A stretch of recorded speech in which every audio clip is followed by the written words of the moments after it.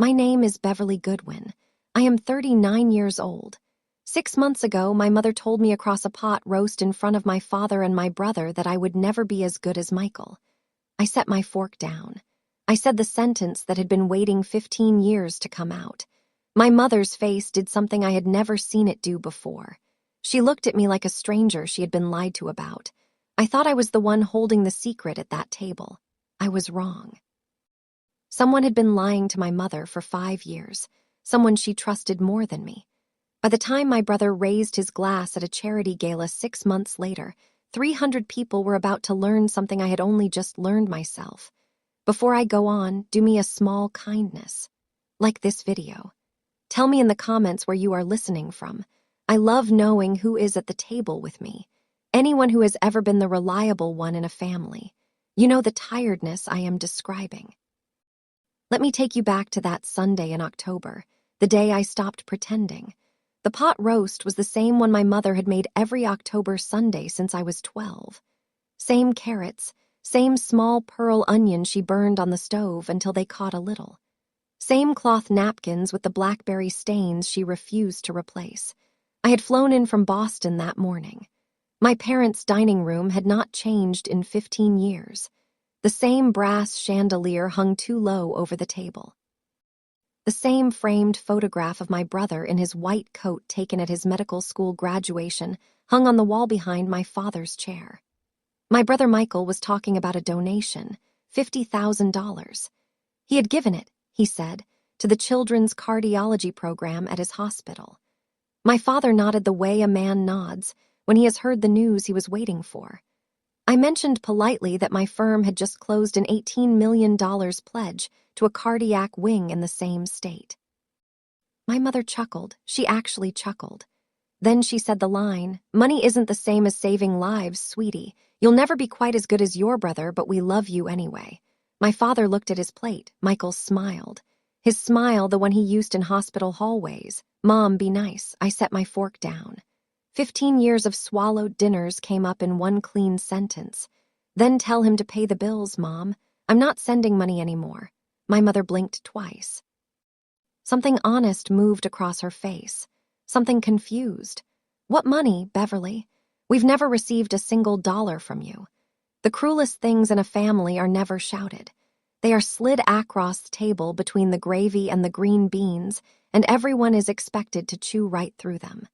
Let me tell you that for free. My mother's face when she said she had never received a single dollar from me was the most honest thing she had told me in 15 years. It was the beginning of the worst 6 months of my life. I drove the first 3 hours without the radio on. The interstate in October is a long gray tunnel of rain and construction and brake lights. I had a rental car out of Cleveland. I had a thermos of bad coffee from the hotel I had booked in a panic the night before because I had not wanted to sleep at my parents' house. That should have told me something, and it did not tell me anything yet. I kept hearing my mother's voice. Not the chuckle, the blink. The blink was the part that bothered me. My mother is not a good liar. My mother is in fact the worst liar in our family. She telegraphs like a church bell. When she said she had never received a dollar from me, she had telegraphed nothing. No flinch, no hesitation. She had just said it and then waited for me to explain myself. I pulled into a rest stop in western Pennsylvania around 10 at night. I stood under a yellow light next to a vending machine and I did the math. $3,000 a month, 60 months, $180,000, gone somewhere. Not to my mother, not to my father, somewhere. Before we go further, let me just welcome you properly. Pour yourself something warm, pull up a chair. Like this video if you are with me tonight. Leave a comment telling me your city. It is always nicer when I know who I am sitting with. I drove the rest of the way with the radio still off. Somewhere outside Erie, I began to understand something. And by the time I crossed into Massachusetts, I had a plan. Not a full plan. The first piece of one. I am a CFO. I do not panic about money. I find out where it went. My mother collected my brother's accomplishments the way some women collect commemorative plates. Each one hung carefully. Each one dusted weekly. Never quite enough of them to fill Thewol, so she kept needing more. When I was 8, I came home with a perfect score on a math test. I ran up to the kitchen with it. My mother looked at the paper, then at me, and said, "Oh, lovely. Did your brother help you with that?" Michael was 12. He was watching cartoons in the den. He had not helped me with anything in his life. That was the whole arrangement, explained at the dining counter before I was old enough to understand what I was learning. My brother was the bright one. I was the steady one. My parents took $40,000 out of savings to send Michael to medical school. They took exactly zero out of savings to send me to business school. I took loans. I paid them off in 6 years alone at a desk in a studio apartment, and I never once mentioned it at a Thanksgiving table. When Michael finished his residency, my mother stood up in the church hall during coffee hour and told the entire congregation, "We have a doctor now. Our family finally has a doctor." People clapped. Someone hugged her. When I graduated with my MBA, my mother sent flowers to my apartment with a card that said, "So proud of you, sweetie. Will you be home for Christmas?" Let me tell you something true. The child who is never praised learns to measure herself in quieter things. Spreadsheets, early mornings, the weight of an envelope she mails without a return address. By the time I was 30, I had stopped hoping my mother would ever be proud of me. By the time I was 35, I had stopped hoping she would ever see me at all. On Monday morning, before my second coffee, my best friend in the business casually gave me the second piece of the puzzle. Her name is Helena Vaughn. She runs the oversight committee for a regional hospital foundation in Ohio. We met 9 years ago at a philanthropy conference in New York in the hotel bar. Both of us hiding from a man who wanted to discuss tax exemptions. We have been friends ever since.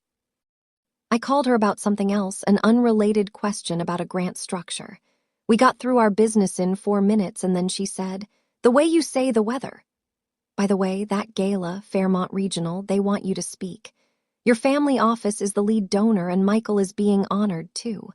Matching gifts, apparently. Clever of him. I let a second pass. Matching gifts. Yeah. He says his personal giving has matched part of your firm's pledge. $250,000 makes his bio read beautifully for the wing nomming. You didn't know? I held the phone very still. I didn't know. Oh well, he was probably saving it as a surprise. Helena did not hear what I heard in her sentence. She moved on to her week. We scheduled a lunch. I hung up $250,000 from my brother, the same brother who, when our father had needed a knee replacement 2 years earlier, had called me at 11 at night to ask if I could cover the COI because he was between payrolls. The COI had been $600. My brother's personal pledge to my firm's project had a 0 after every digit my brother actually had. Helena had handed me Athred. I would spend the next 3 weeks pulling it until the sweater fell apart. If that money had not come from a cardiologist's salary, I already had a guess where it had come from. By Tuesday afternoon, I had stopped being a sister and started being a CFO. I walked down 2 floors to Marcus Webb's office. Marcus is our compliance officer. He has been at the firm longer than I have. He is 60 and bald and kind and terrifying to anyone who has ever tried to launder anything through a charitable vehicle. He drinks tea. He does not small talk. I closed the door behind me and sat down. "Marcus, I need to open a ticket." He nodded. He waited. That is Marcus's whole thing. He lets you say the thing yourself. I need a compliance audit on 2 items. First, the personal wire transfers from my private account to a joint account in Ohio. 5 years of them, $3,000 a month. The joint account is in my parents' names. My brother is the authorized signer. Second, the donor records at Fairmont Regional Medical Center. Any matching gift commitments attributed to Dr. Michael Goodwin, MD, against our firm's cardiac wing pledge. Marcus set his tea down. "Beverly, your brother is a connected party. This is a conflict of interest. I know. I want it on the record. You understand what happens if there is a finding." I understand. He looked at me for one long breath. Then he pulled a pad over. "I'll file it tonight. 3 we turnaround. Do you want me to loop in legal? Loop them in. I want a paper trail on this one that could be read out loud in a courtroom. I had spent 15 years keeping my family off my professional letterhead. I was about to do the opposite. There is a kind of courage that does not look like courage. It looks like a woman opening a compliance ticket and typing her own brother's name into the form. Marcus gave me a timeline, 3 weeks for the audit. The gala was in 6. I called my mother on Wednesday night. I kept my voice the exact temperature of a bank teller's. Mom, tell me that joint account we opened a few years ago. Do you check it? Oh, honey, Michael handles all that. You know your brother is so good with numbers. Don't you worry about us. Mom, have you ever actually looked at the statements? A pause, not a long one, long enough. Why are you asking? Is this about Sunday? It isn't about Sunday. Well, your brother does so much for us. He paid for the new roof last year. He drove your father to the eye doctor in August. He handles the bills, the roof. I had wired an extra $18,000 in May for that roof. The bills I had paid silently every first of the month for 60 months. Mom, have you ever logged into the account? Beverly, don't turn this into one of your New York lawyer things. I live in Boston, Mom. You know what I mean? I pinched the bridge of my nose. My mother had a particular gift. She could take any question about my brother and turn it into an accusation against me in the space of 2 sentences without breaking a sweat. Mom, I'll talk to you later. Beverly, I hung up. I did not cry. I opened my laptop. I pulled up the online portal for the joint account. I typed in the username my mother had years ago. Let me set up. The password was still the same one I had chosen for her. She had never changed it. She had never used it. You mothers, you sisters, you aunts sitting with your tea right now, tell me you don't know this look. The one your mother gives the favorite child shaped like forgiveness she has never once given you. By the time I hung up, I understood something I had been refusing to understand. My mother was not lying. My mother genuinely did not know. Friday morning, I called Helena back. Yes, I'll speak at the gala. Wonderful. Let me get you on the program. I'll send the honoree list tomorrow. Michael is on it, of course. Anything I should know. I watched the light on my desk phone. A small red light that blinked whenever anyone called. It blinked now. Voicemail from my mother again. Helena, if I asked you to hold the honoree announcement until my remarks, could you? Silence on her end. Then Beverly, what is going on? I don't know yet. I will in 2 weeks. You want me to hold an announcement of a matching donor on the main program at a black tie event because you asked me to? Yes. She was quiet for a long moment. All right, I'll move it to after your remarks. I'll tell the director it is a sequencing issue. I trust you. Thank you, Helena. Beverly, if you need me to be more than a friend on this, you'll tell me. I will. I hung up and stood at me office window, 34 floors over the harbor. A tanker moving slowly out toward the open water. A seagull on the ledge. The city doing what a city does, which is keep moving whether you are ready or not. There are moments in a woman's life when she stops asking permission. This was one of them. The gala was 5 weeks away. The audit was 3. I had just enough time to learn the truth and exactly enough time to do something about it. I would like to be able to tell you I felt calm. I did not feel calm. I felt something closer to the way you feel the morning of a funeral after the crying is done when the coffee is cooling and you are trying to remember which shoes match the dress.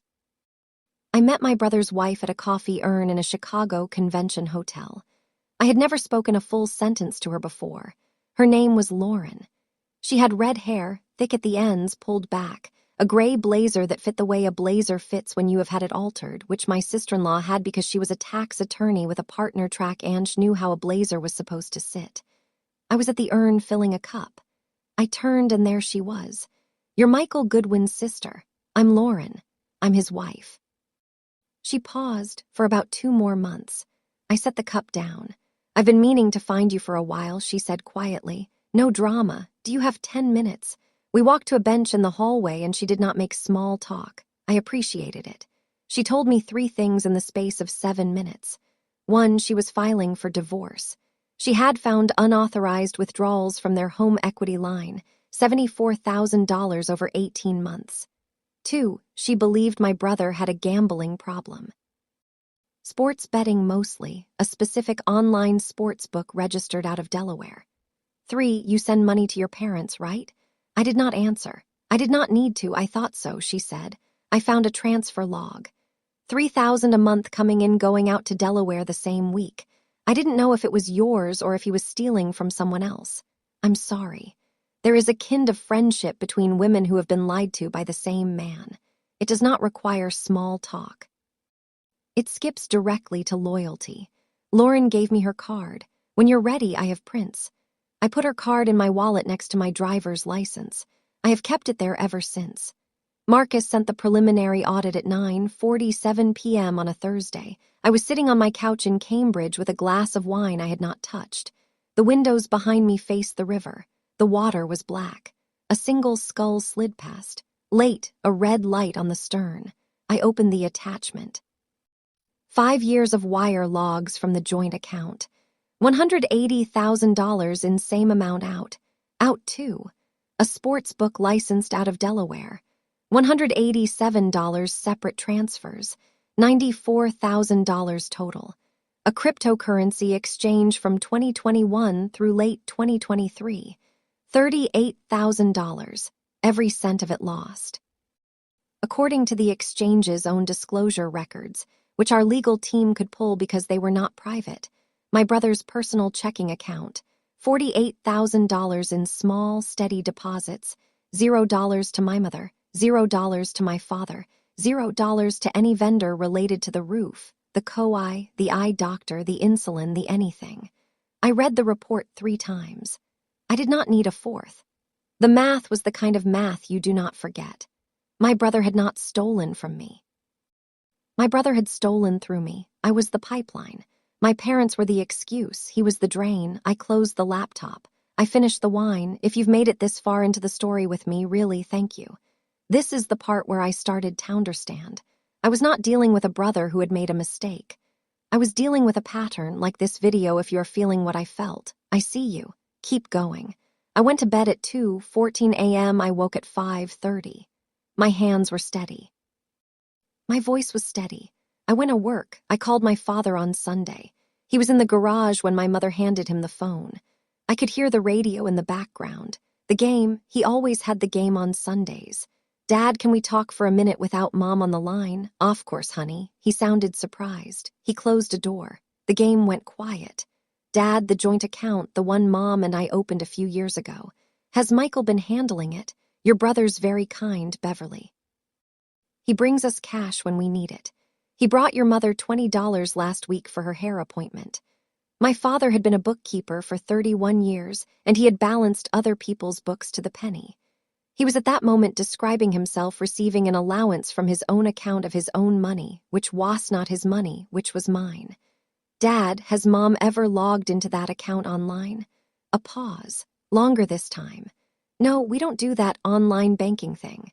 Michael handles it. Dad, honey, he's doing his best. Please don't fight with him.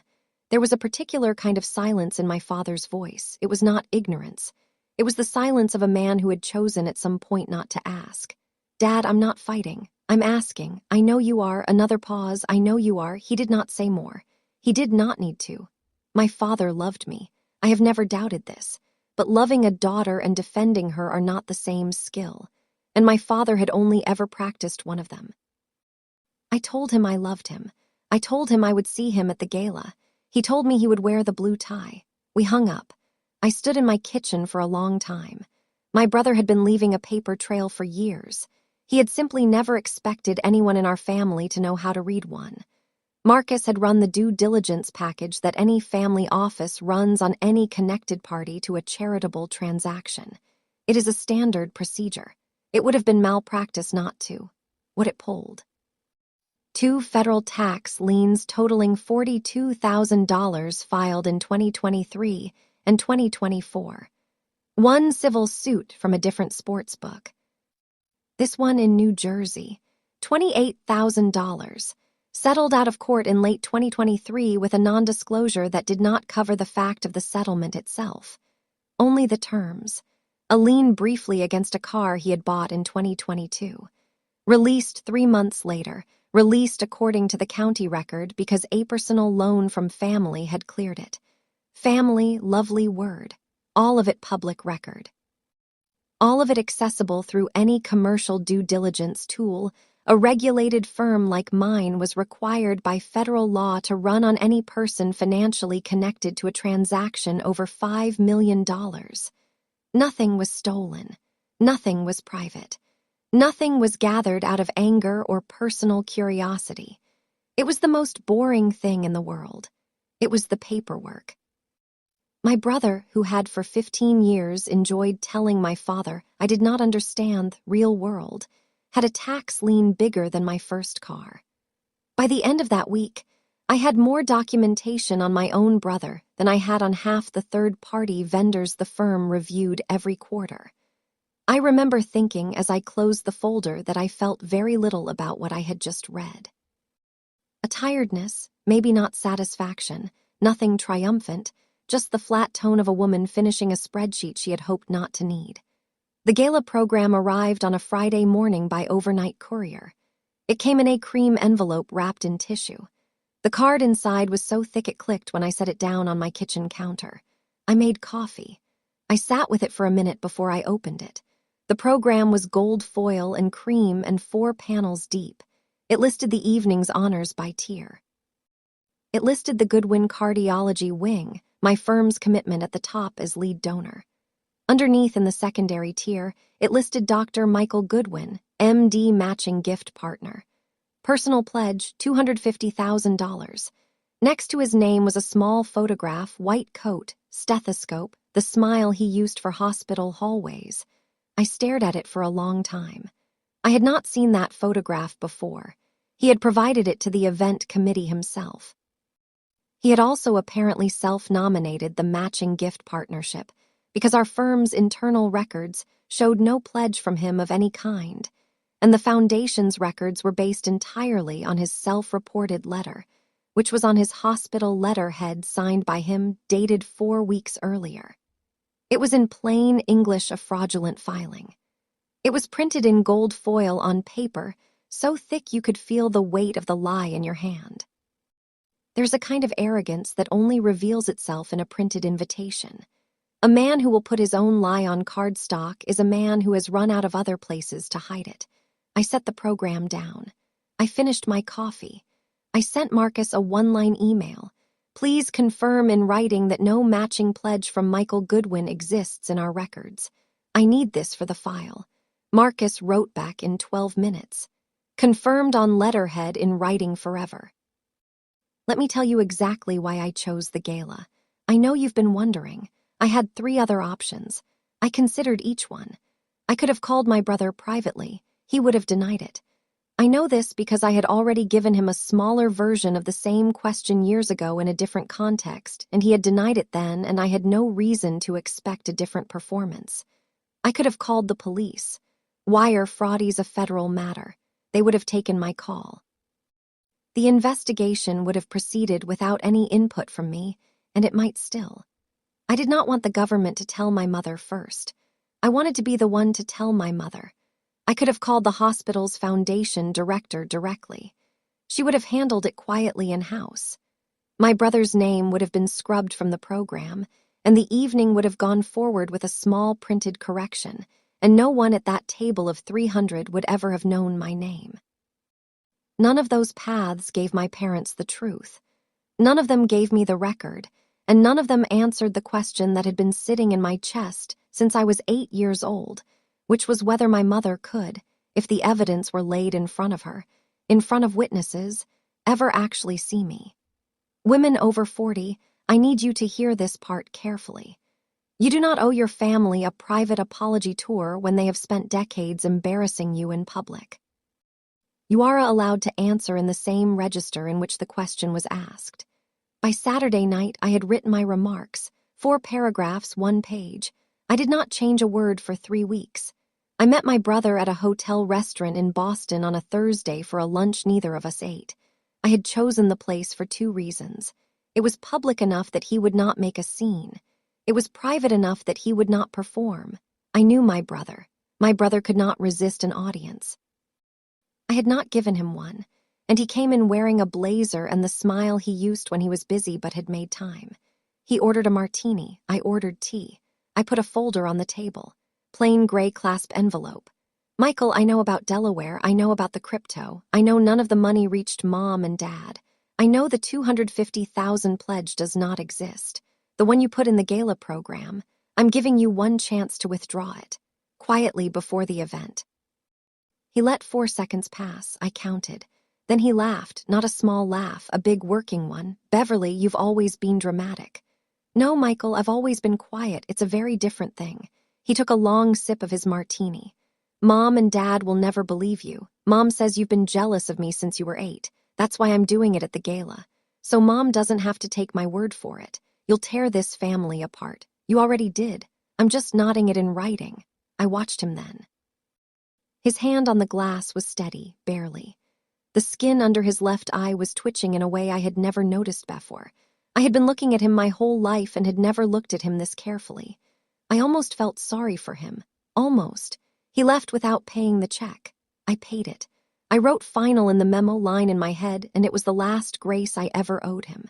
By Friday morning, my mother had 3 voicemails in my inbox and my brother had 2. By Saturday, my mother had 7. I listened to one. It was enough. Beverly, your brother is very upset. He said, you've accused him of terrible things. We did not raise you to do this. Whatever happened in Boston, you need to apologize. We are a family. She had said the phrase, we are a family. The way she always said it. The way she said it when she was about to ask me to absorb another injury for the sake of her Christmas card. I did not call her back Saturday. I did not call her back Sunday. On Monday morning, she called me on my work line, which she had not called in 2 years. I answered because I thought it might be an emergency. Beverly, have you logged into the joint account? Why are you asking? Because your brother said, Mom, have you logged in? Silence. I can't remember the password, then reset it. I don't want to. There was my mother at the edge of her own truth, refusing to open the browser. I softened my voice, not for her. For me. Mom, I'll see you at the gala. We can talk after. I promise. Beverly, please, Mom, I love you. I'll see you in Ohio. I hung up. The mother who says we did not raise you to do this usually means we raised you to be convenient and you have become inconvenient. I have not met the exception to this rule. I have looked. I did not return any other calls that week. I had run out of the currency my family spent, which is and has always been my compliance. Lauren's second email came on a Sunday night with 11 attachments and a single line of text. Thought you should have these on your terms. I opened them in order. A home equity line statement from 2023. Withdrawals I recognized as my brother's handwriting on the memo fields, even from a scan. $74,000 in 18 months, mostly $4,000 chunks. A divorce petition draft. Clean, factual, no melodrama. Credit card statements, sports book, crypto, a liquor store in Cincinnati that billed daily for 8 straight months. A letter from a collections firm addressed to my brother requesting $31,000 on a line of credit I had never heard of. And last, a single screenshot of a text message, not lit up by emotion, not a private conversation between him and another woman. Worse, it was a text from my brother to a friend of his from residency. A man named Doug who I had met once at a wedding. The date was a Tuesday in October 2 years ago. The time was 11:47. I'm drowning, but my sister thinks she's funding Mom's insulin. LMAO, I read it 3 times. There is no metaphor for what a sentence like that does to a person. No seasonal comparison. No weather. You read it and afterward your hands are the same hands. And your coffee is the same coffee. And something inside you is not the same thing it was before. I closed the laptop. I went for a walk. It was 11 degrees out. I walked for an hour. When I came back, Lauren's screenshot was still open on the screen. I printed it. I filed it. I did not cry. I would say that line once at the gala in front of 300 people and then never again. The day before the gala, I ironed a dress I had owned for 4 years and had only worn twice. It was charcoal, wool crepe, long sleeves, a collar like a man's shirt collar turned down. My mother had once told me at an event we had both gone to that it made me look like a lawyer. She had not meant it as a compliment. I had kept the dress. I laid it on the bed. I polished my shoes. I pulled out my grandmother's diamond earrings and the one she had left to me, and not to my mother because my grandmother had understood a thing about her own daughter that my mother had never understood about me. I did not wear red lipstick. I wore nothing that could be mistaken for revenge. I was not going to Ohio to win. I read my remarks again. 4 paragraphs, 1 page, every sentence cleared by Marcus. Every claim sourced to a document I could place on a table under fluorescent light without flinching. Helena called me at 6. Bev, last chance to back out. This will follow him for life. Helena, he used our mother's signature on a joint account as cover for a gambling line in Delaware. I'm not the one following him. I'm the one who stopped. A long pause. All right. See you tomorrow. I hung up. I finished packing. I put the folder in my carry-on. I put Lauren's card back in my wallet next to my license. I had spent 15 years being told I was cold. I had come to believe it was one of my better qualities. Helena asked before we hung up if I was nervous. I told her the truth. I told her I had been rehearsing this speech without knowing it since I was 8 years old. I drove to Ohio on a Saturday in April. I wore the dress. I did not wear red. I drove the whole 12 hours myself. I do not fly to my mother's town. I never have. The airport is an hour away from their house, and it takes longer to get out of the terminal than it takes to drive 2 extra states. I drove. I did not listen to music. I listened to a podcast about behavioral finance, which was what I listened to when I did not want to think about anything else. The host had a calm voice, and I had met him once at a conference. He had asked me to come on his show. I had said no. I would say no again this year. I do not like being on shows. I like listening. Somewhere in Indiana, I thought about the piano. My mother had sold her upright when Michael was 14. She sold it to pay for his summer science program. She had played it every Sunday of my childhood quietly after church for maybe 20 minutes. I had never once asked her why she stopped. I thought about my grandmother's earrings in my ears. I thought about my father's blue tie. I got to the hotel at 4:12 p.m. The ballroom was in the same building. I checked in. I hung the dress. I sat on the edge of the bed and I drank a glass of water from the tap, and I did not rehearse the speech. I had stopped rehearsing it 4 days ago. There is a point in any speech where rehearsal starts to hurt it. I had not driven to Ohio to win. I had driven to Ohio to stop losing. One more conversation was coming, the one I had been preparing for since I was a child without ever knowing its exact shape. I walked into the ballroom at 6:00. The chandeliers were lit. The napkins were folded like small white birds. The donor wall was on the north side, lit from underneath with a cloth draped over the new stone block that would be unveiled after dinner.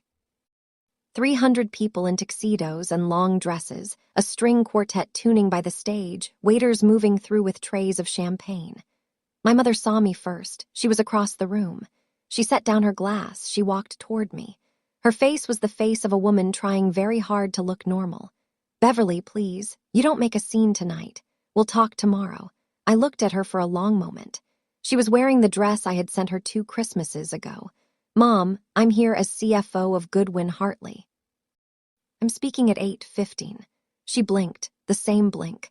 "What?" My brother was walking toward us now, grinning the hallway grin, hand extended in that way. He had the easy way. "Sis, let's be cool tonight. I'm always cool, Michael." My father was standing 3 steps behind them. He did not come closer. He did not look away. He just watched me. Then, very slowly and without saying a word, he nodded once. It was the first time in 39 years that my father had ever nodded at me in that way. Like a man acknowledging another person's professional entrance into a room, my mother said, "Beverly, what are you talking about?" And I did not answer her. The ballroom smelled like lees and warm butter. 300 strangers were about to hear my family's entire history in under 4 minutes. I walked to my table.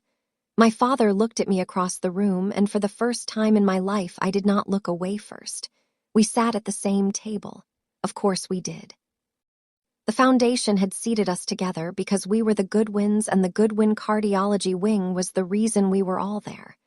My mother, my father, Michael, Lauren. Yes, Lauren was there because she was still technically his wife, and she had been invited months before the divorce filing, and she had come anyway because she had told me she would. and 3 members of the hospital board I had met twice. The beef was medium rare. The green beans were almondine. Nobody ate much. Michael told a story about a patient, the one about the grateful man who had sent him a crate of pears at Christmas. It was a story I had heard 11 times. He told it with the laugh he used when he was working too hard at a joke. Sweat was coming through his shirt. I could see it at the collar. Lauren sipped her wine and said almost nothing. My mother kept glancing at me and pretending not to. My father cut his meat into very small pieces. At 7:58 p.m., Helena walked past Thedible and touched my shoulder. 15 minutes. My mother finally said it out loud. "Beverly, you're really speaking." "Yes, Mom, I really am." She looked at my father for rescue. He did not rescue her. He set down his knife. He set down his fork. He looked at me across the centerpiece of white ranunculus and eucalyptus, and he said the 4 quietest words of his life. "Let her speak, Nancy." Nobody at the table spoke for the rest of the dinner. I will tell you how to tell when a man has finally understood something. He stops eating his dessert. My father's 4 words were the only apology he would ever give me. They were enough. At 8:12 p.m., Helena walked onto the stage. She welcomed the room in the tone she used for rooms like this one. Warm, unhurried, a little funny. She introduced the Goodwin cardiology wing. She thanked Goodwin Hartley Family Office for the $18 million lead commitment, and 200 people turned and looked at my table, and I did not move. And tonight, Helena said, "Before we unveil the wall, our CFO, M. Beverly Goodwin, has requested the honor of speaking on behalf of the firm." The room clapped politely, the clap of a room that does not yet know what is happening. Michael set down his glass. His face had gone the color of old milk. My mother turned to look at me fully. My father already was. "If you have ever sent money and never heard a thank you, stay with me. This next part is for you. I want to say something about this part of the video. I know 97% of people watching scroll past without subscribing. If you have stayed with me this far, do me the kindness of being in the 3%. It means more than you know. Now, let me tell you what I said." I stood up. I smoothed the charcoal dress. I walked to the stage. My heels did not make a sound on the carpet. My heart was the only thing in the room making any noise, and only I could hear it. I reached the microphone. I placed the folder on the podium. I did not open it. I did not need to. I had memorized every line 3 weeks earlier on a Friday night over a cup of cooling coffee in a kitchen in Cambridge.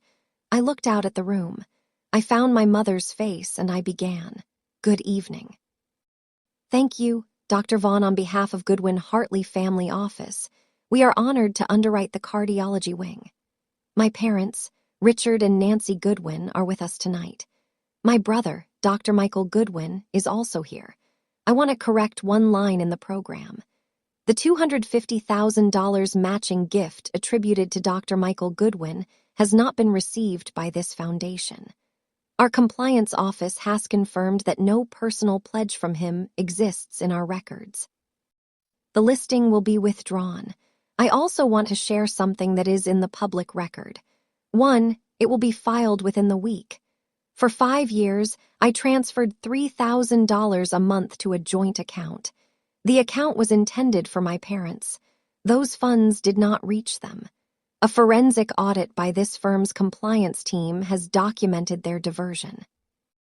The matter has been referred to counsel and to the appropriate authorities. My parents did not know. They were lied to for as long as I was. I am not here tonight to punish my family. I am here for one reason: to make sure this institution is funded by honesty. It will carry my family's name on its wall. That name should mean what it says. The Goodwin Cardiology Wing is real. The Goodwin family's contribution is real. One of us made that contribution. The records will show which.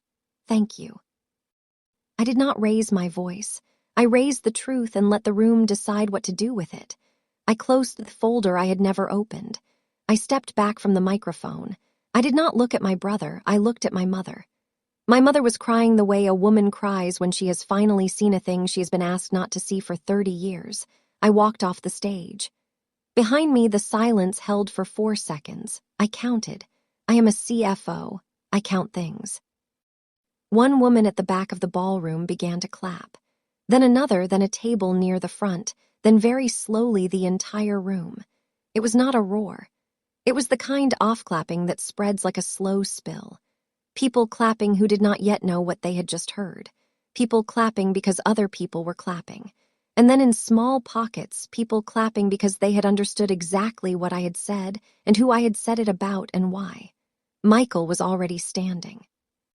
He walked toward the back doors of the ballroom. He walked the way a man walks when he is trying to look like he is not running. A member of the foundation's security staff, a tall woman in a black suit whom I had never met and whom Helena had positioned by the service door earlier that week, stepped quietly behind him. He did not turn. She followed him out. My mother sat where she was. She did not stand. She did not leave. Her hand was in my father's hand. My father's hand was steady.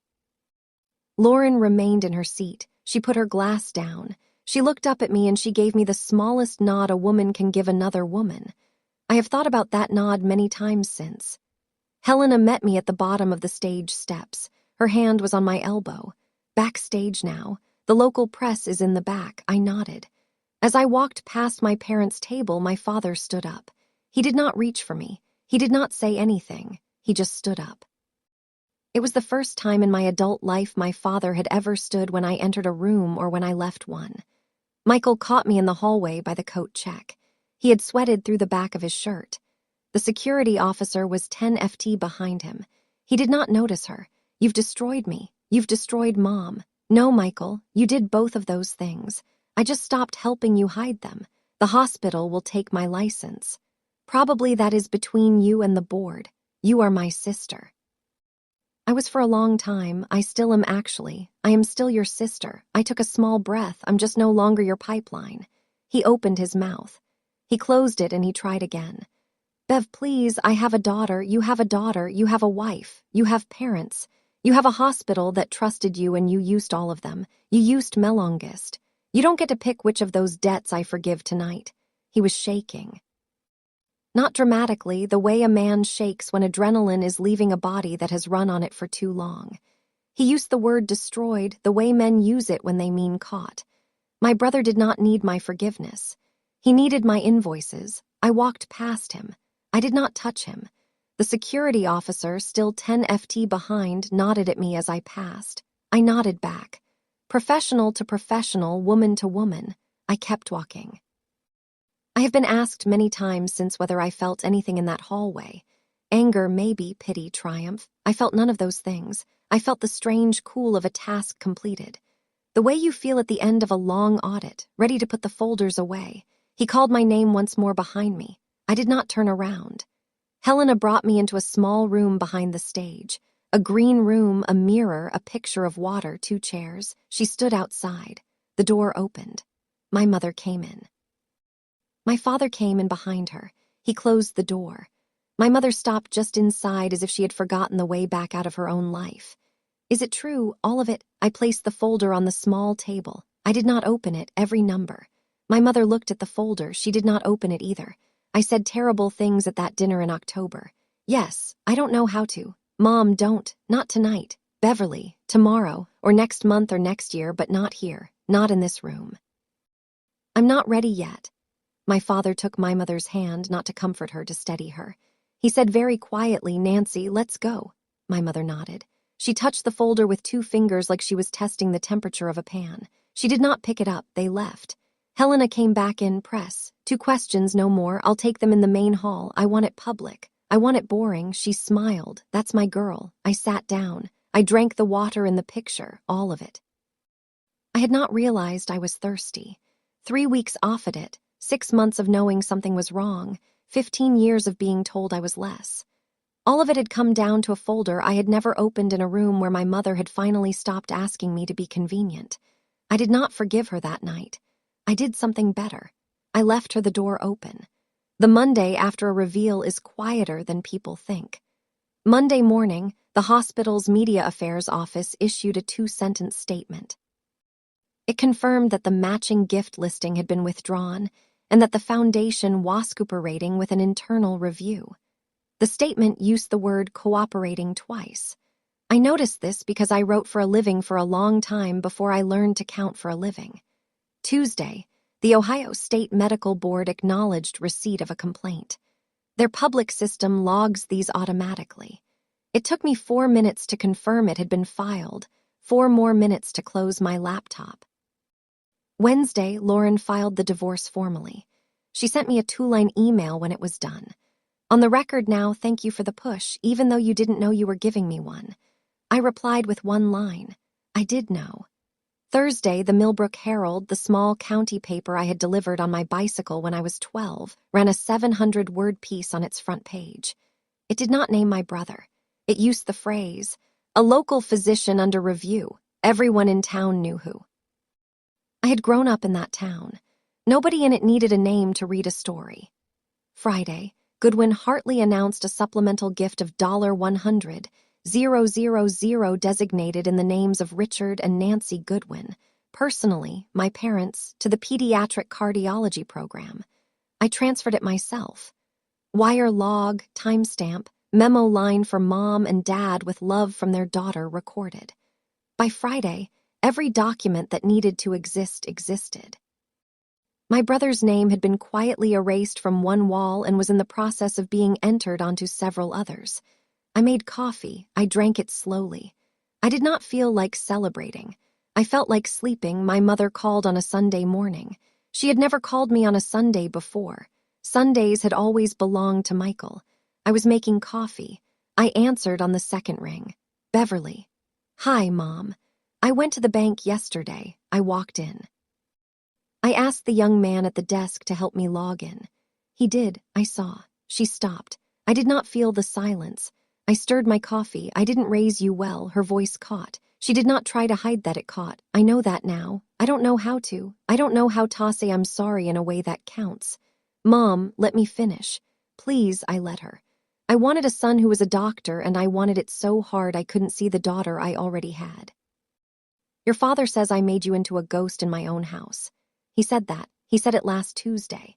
He hasn't said a sentence that long to me in 30 years. I laughed once, a small laugh. It surprised us both. Mom, start by saying it once. We'll do it again next Sunday. She cried. I did not cry. I stirred my coffee. I listened. 9 minutes. I let her. I love you, Beverly. I know you do. You do not need to prove it to me today. You will have many chances to prove it. I will take them. All right, Mom. We hung up.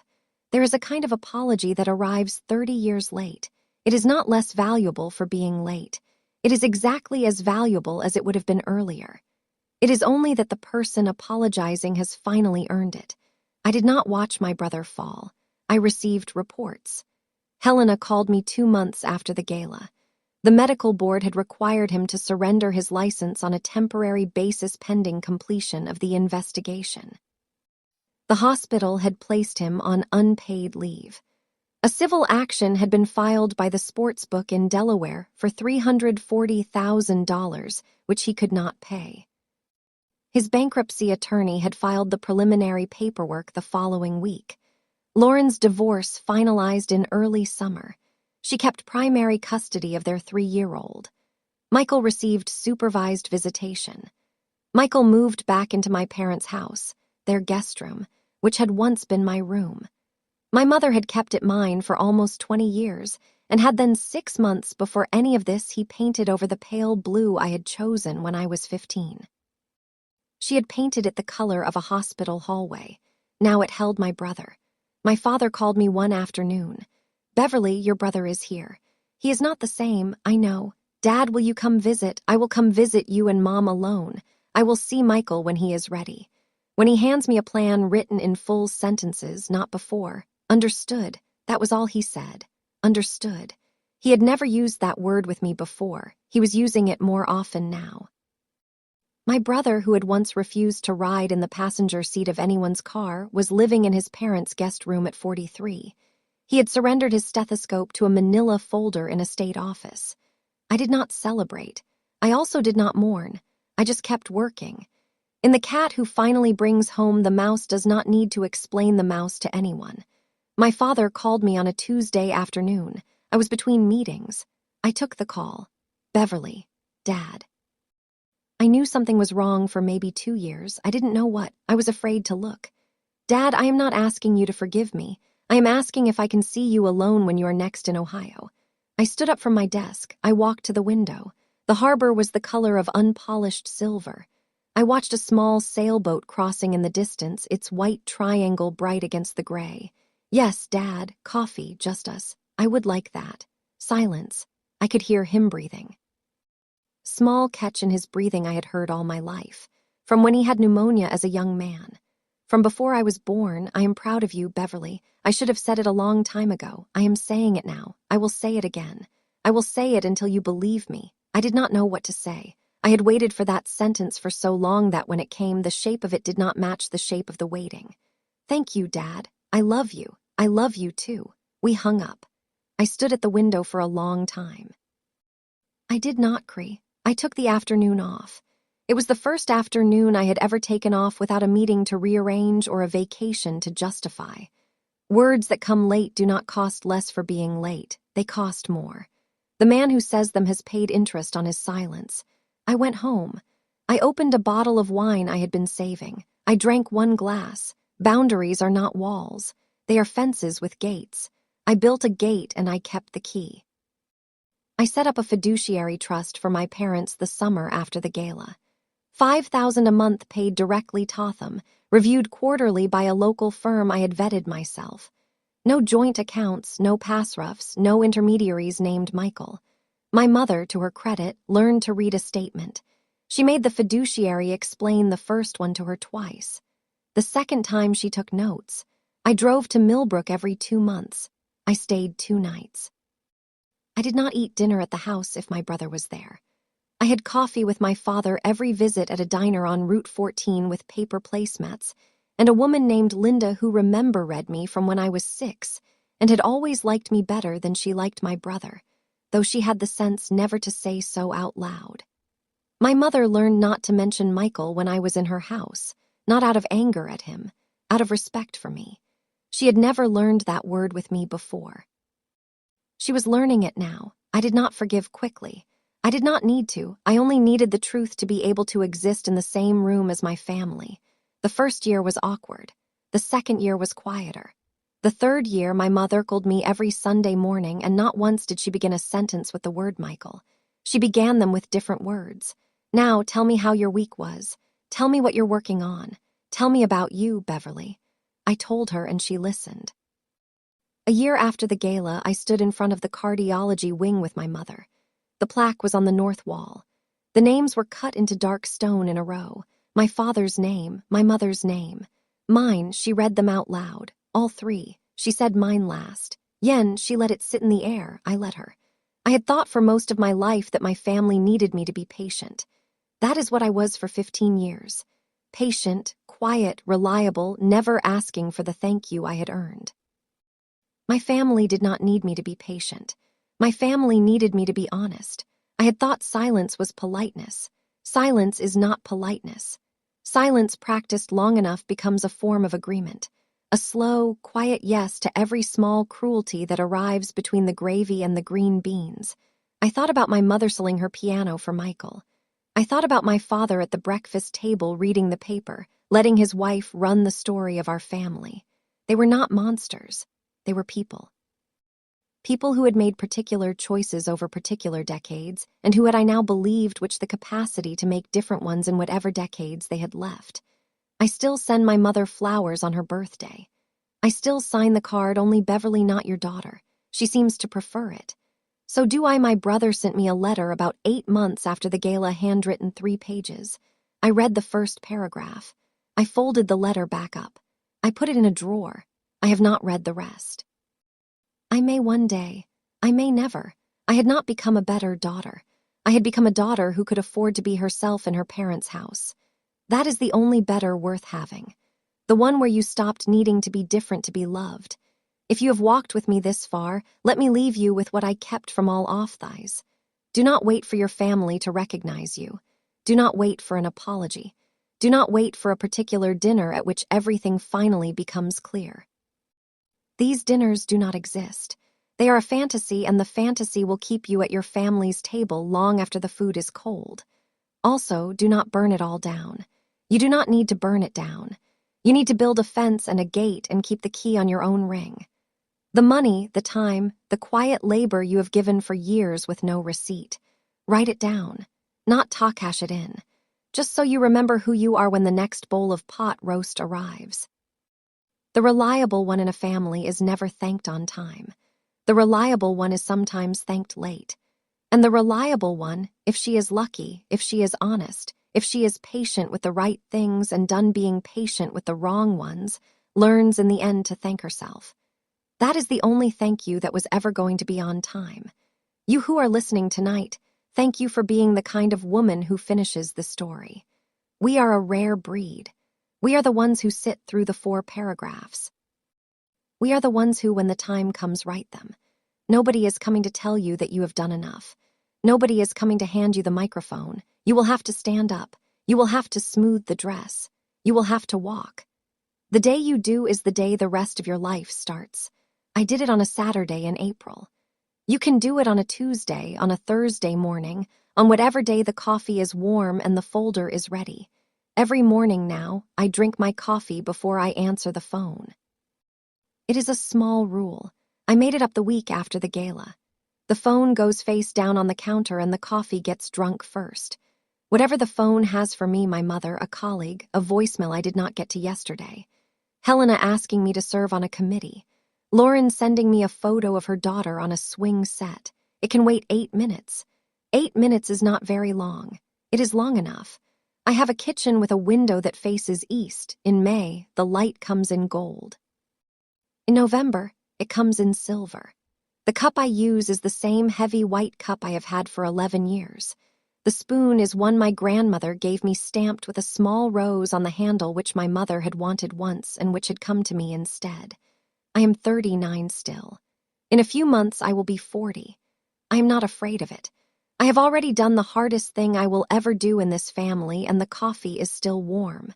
Would I still get the Millbrook Herald? It comes in Themel on Wednesdays. I read the obituaries. I read the school board reports. I never look for my brother's name in it. Though I know one of these days I may see it in a good way. I hope. Thank you for sitting with me tonight. You gave me 3 of your hours and that is not nothing. If this story met you where you are, tell me in the comments. Tell me what you would name the room you reclaimed. Tell me your first name and your city so I know who is at the table. Come back tomorrow.